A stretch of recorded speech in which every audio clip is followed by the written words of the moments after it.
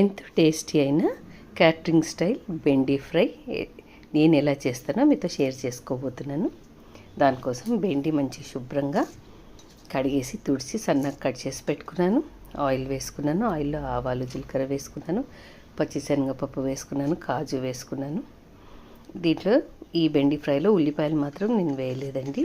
ఈ పచ్చిశనగపప్పు, కాజు ఇవన్నీ మంచిగా ఫ్రై కావాలి. చిన్న మంట మీదనే మనము ఫ్రై చేసుకోవాలి. ఇవన్నీ ఫ్రై అయ్యాక బెండకాయ కూడా వేసేసాను. బెండకాయ ఈ విధంగా సన్నగా ముక్కలుగా కట్ చేసుకోవాలి. ఇవన్నీ కలిసేటట్టుగా మంచిగా బెండకాయ కలుపుకోవాలి. కాజు, శనగపప్పు ఇవన్నీ వేసాం కాబట్టి ఈ బెండి ఫ్రై చాలా అంటే చాలా టేస్టీగా ఉంటుందండి. ఒకసారి ఇలా ట్రై చేసి చూడండి, మీకు కూడా తప్పకుండా నచ్చుతుంది.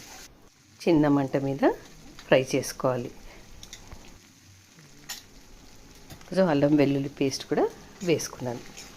ఇవన్నీ బాగా కలిసేటట్టుగా కలుపుకోవాలి.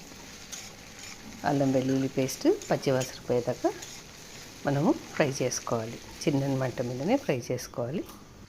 ఇప్పుడు కొంచెం పసుపు యాడ్ చేశాను. ఇవన్నీ కలిసేటట్టుగా మంచిగా కలుపుకోవాలి. ఈ బెండి ఫ్రైకి నేను వాటర్ అయితే అస్సలు వేయలేదండి. చిన్న మంట మీద ఇలా ఆయిల్లోనే మగ్గనిచ్చాను. ఇప్పుడు కొంచెము సరిపడా సాల్ట్ కూడా వేసుకున్నాను. ఇవన్నీ బాగా కలిసేటట్టుగా కలుపుకొని మూత పెట్టుకొని చిన్న మంట మీదనే మనము ఈ ఫ్రై అనేది చేసుకోవాలి. ఈ జిగురంతా పోయేదాకా చిన్న మంట మీద అప్పుడప్పుడు మూత తీసి కలుపుకుంటూ మనం ఫ్రై చేసుకుంటే ఈ జిగురంతా పోయి మనకు ఫ్రై మంచిగా అవుతుంది. మెయిన్ ఈ బెండకాయ ఫ్రైకి మనకు మూత పెట్టుకొని మధ్య మధ్యలో కలుపుకుంటూ చిన్నని మంట మీదనే మనము ఫ్రై చేసుకోవాలి. ఇప్పుడు ఆయిల్లో మంచిగా బెండకాయ మగ్గిపోయిందండి. ఇప్పుడు సరిపడా కారం వేస్తున్నాను. ఇక్కడ శనగపిండి వేస్తున్నాను.